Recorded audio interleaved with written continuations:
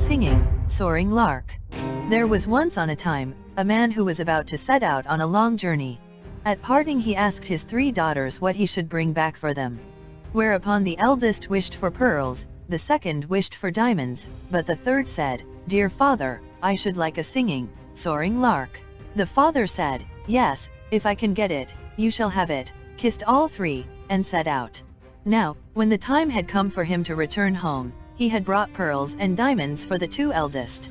But he had sought everywhere in vain for a singing, soaring lark for the youngest, and he was very unhappy about it, for she was his favorite child. Then his road lay through a forest, and in the midst of it was a splendid castle. Near the castle stood a tree, and quite on the top of the tree, he saw a singing, soaring lark. "Aha, you come just at the right moment," he said, quite delighted, and called to his servant to climb up and catch the little creature. But as he approached the tree, a lion leapt from beneath it, shook himself, and roared till the leaves on the tree trembled. "He who tries to steal my singing, soaring lark," he cried, "will I devour." Then the man said, "I did not know that the bird belonged to you. I will make amends for the wrong I have done, and ransom myself with a large sum of money, only spare my life." The lion said, "Nothing can save you, unless you will promise to give me for mine own what first meets you on your return home.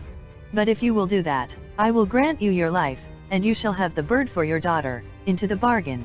The man hesitated and said, "That might be my youngest daughter, she loves me best, and always runs to meet me on my return home." The servant, however, was terrified and said, "Why should your daughter be the very one to meet you? It might as easily be a cat, or dog." Then the man allowed himself to be persuaded, took the singing, soaring lark, and promised to give the lion whatsoever should first meet him on his return home. When he reached home and entered his house, the first who met him was no other than his youngest and dearest daughter, who came running up, kissed and embraced him. When she saw that he had brought with him a singing, soaring lark, she was beside herself with joy. The father, however, could not rejoice, but began to weep, and said, "My dearest child, I have bought the little bird at a great cost. In return for it, I have been obliged to promise you to a savage lion. When he has you he will tear you in pieces and devour you." And he told her all, just as it had happened, and begged her not to go thither, come what might. But she consoled him and said, "Dearest father, indeed your promise must be fulfilled. I will go thither and soften the lion, so that I may return to you safely." Next morning, she had the road pointed out to her, took leave, and went fearlessly out into the forest. The lion, however, was an enchanted prince and was by day a lion, and all his people were lions with him. But in the night, they resumed their natural human shapes. On her arrival, she was kindly received and led into the castle. When night came, the lion turned into a handsome man, and their wedding was celebrated with great magnificence. They lived happily together, remained awake at night, and slept in the daytime. One day, he came and said, "Tomorrow there is a feast in your father's house, because your eldest sister is to be married, and if you are inclined to go there, my lions shall conduct you." She said, "Yes, I should very much like to see my father again," and went thither, accompanied by the lions. There was great joy when she arrived, for they had all believed that she had been torn in pieces by the lion, and had long ceased to live. But she told them what a handsome husband she had, and how well off she was. She remained with them while the wedding feast lasted, and then went back again to the forest. When the second daughter was about to be married, and she was again invited to the wedding, she said to the lion, "This time, I will not go alone. You must come with me." The lion, however, said that it was too dangerous for him, for if a ray from a burning candle should fall on him, he would be changed into a dove, and for 7 years long would have to fly about with the doves. She said, "Ah, but do come with me, I will take great care of you and guard you from all light." So they went away together, and took with them their little child as well. She had a chamber built, so strong and thick that no ray could pierce through it. In this he was to shut himself up when the candles were lit for the wedding feast. But the door was made of green wood which warped and left a little crack which no one noticed. The wedding was celebrated with magnificence, but when the procession with all its candles and torches came back from church and passed by this apartment, a ray about the breadth of a hair fell on the king's son. When this ray touched him, he was transformed in an instant. And when she came in, and looked for him, she did not see him, but a white dove was sitting there. The dove said to her, "For 7 years must I fly about the world, but at every 7th step that you take I will let fall a drop of red blood and a white feather. These will show you the way. If you follow the trace you can release me."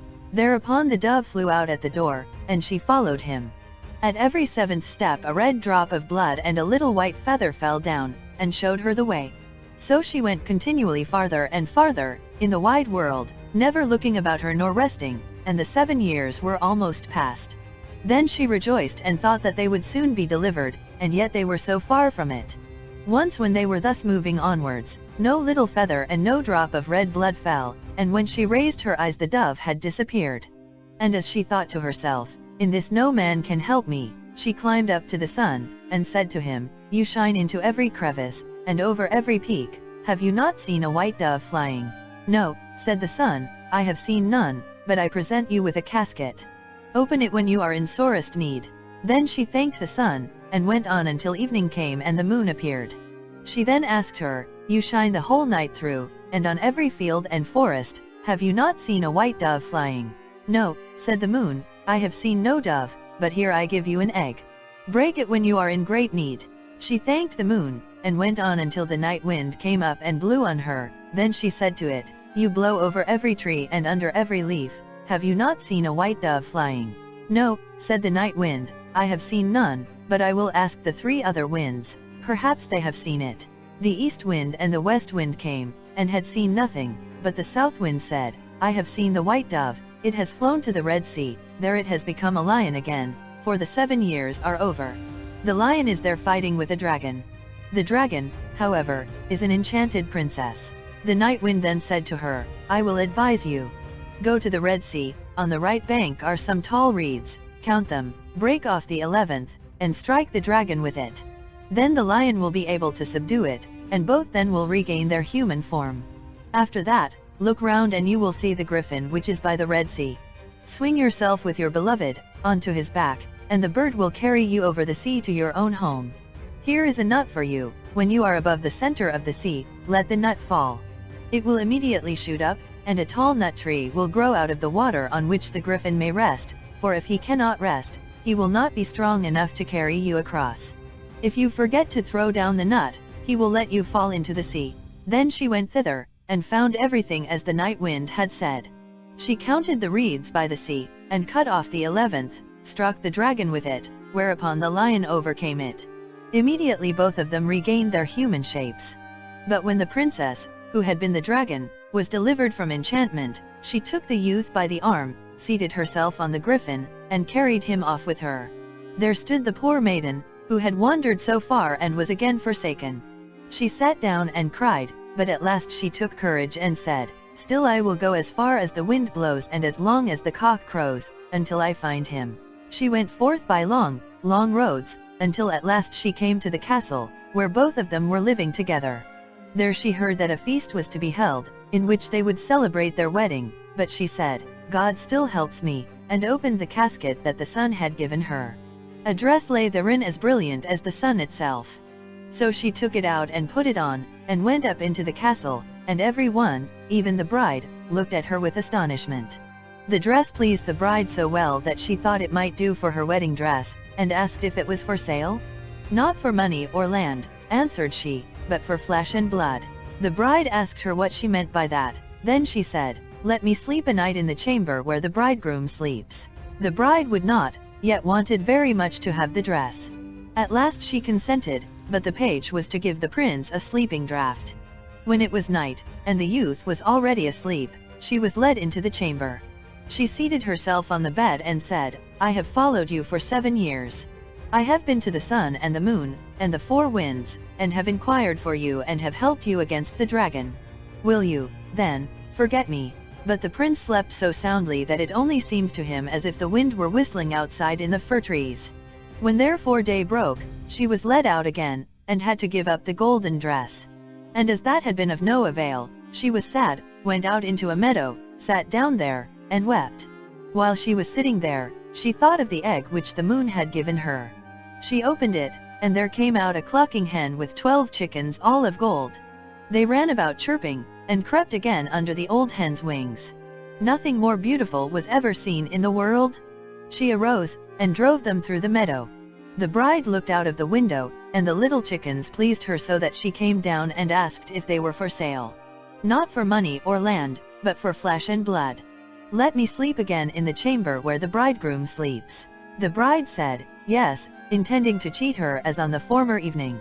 But when the prince went to bed he asked the page what the murmuring and rustling in the night had been. On this the page told all, that he had been forced to give him a sleeping draught, because a poor girl had slept secretly in the chamber, and that he was to give him another that night. The prince said, pour out the draught by the bedside. At night, she was again led in, and when she began to relate how ill all had fared with her, he immediately recognized his beloved wife by her voice, sprang up and cried, now I really am released. I have been as it were in a dream, for the strange princess has bewitched me so that I have been compelled to forget you. But God has delivered me from the spell at the right time. Then they both left the castle secretly in the night, for they feared the father of the princess, who was a sorcerer. They seated themselves on the griffin which bore them across the Red Sea. When they were in the midst of it, she let fall the nut. Immediately a tall nut tree grew up, whereon the bird rested, and then carried them home, where they found their child, who had grown tall and beautiful. And they lived thenceforth happily until their death.